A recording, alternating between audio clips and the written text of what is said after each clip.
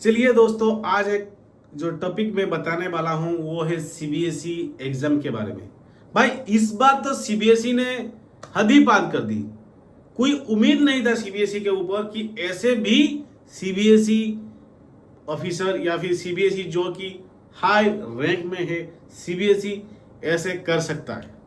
भाई सीबीएसई ने इस बार बहुत अच्छी मतलब साजिश वाली बोल सकते हैं काम किया है। भाई 46 लाख मतलब 46 लाख बच्चे इस बार एग्जाम दिए थे सीबीएसई का एग्जाम। जो वो लोग सब ओएसएम के डिजिटल बोलने का चक्कर में ना सारे फंस गए। हाँ भाई, ओएसएम जो कि है ऑन स्क्रीन मार्किंग, इसकी वजह से बच्चों ने अपना जो मार्क है वो तो गवाए, फिर उनका जो रीचेकिंग बोल के वो भी नहीं कर पाए ठीक से।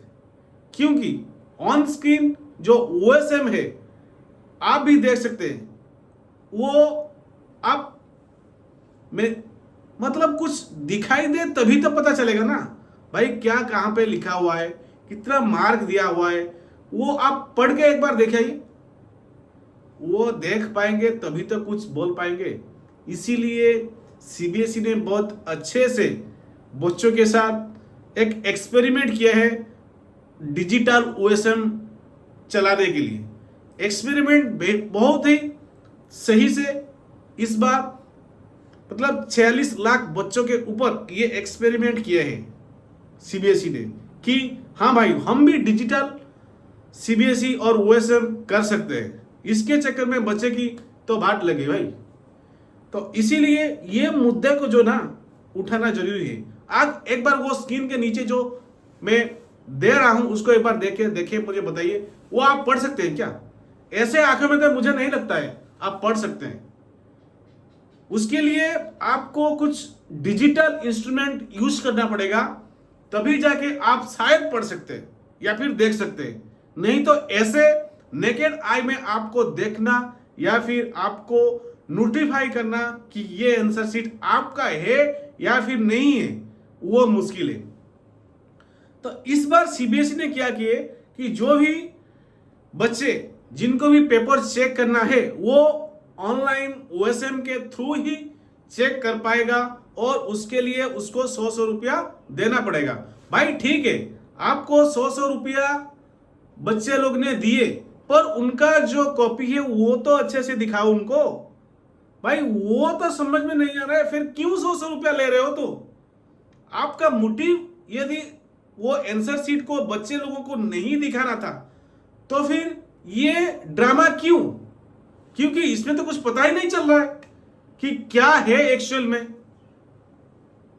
इसीलिए आप एक बार इसको देखिए और ये मुद्दे को फट्टी मतलब हर जगह फैलाइए कि ऐसे क्यों हुआ। क्योंकि बच्चे का तो रिजल्ट ऑलरेडी आ चुका है। वो लोग तो जो भी मतलब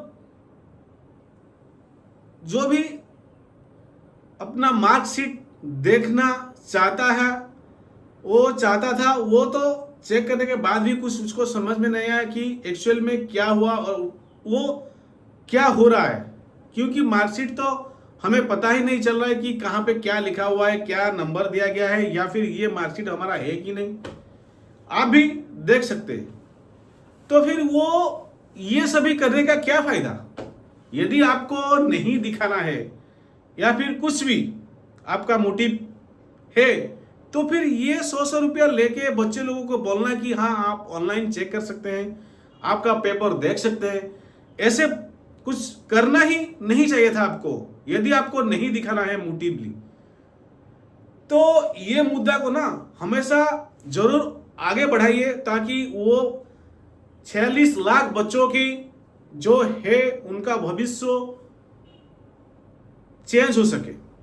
क्योंकि ये ओएसएम जो है कुछ टीचर्स को समझ में आया और कुछ टीचर को समझ में नहीं आया। उसके चक्कर में बहुत सारे बच्चे को जिनको एक्चुअल में 90 to 95% रहना चाहिए उनका बस 70 से 75 तक ही रुक गया, क्योंकि बहुत सारे टीचर्स लोगों को ओएसएम के बारे में पता ही नहीं चला एक्चुअल में कैसे फीड करते हैं, क्या करते हैं, ऑनलाइन जो ऑन स्क्रीन मार्किंग है उसको कैसे देते हैं, उनको पता ही नहीं है।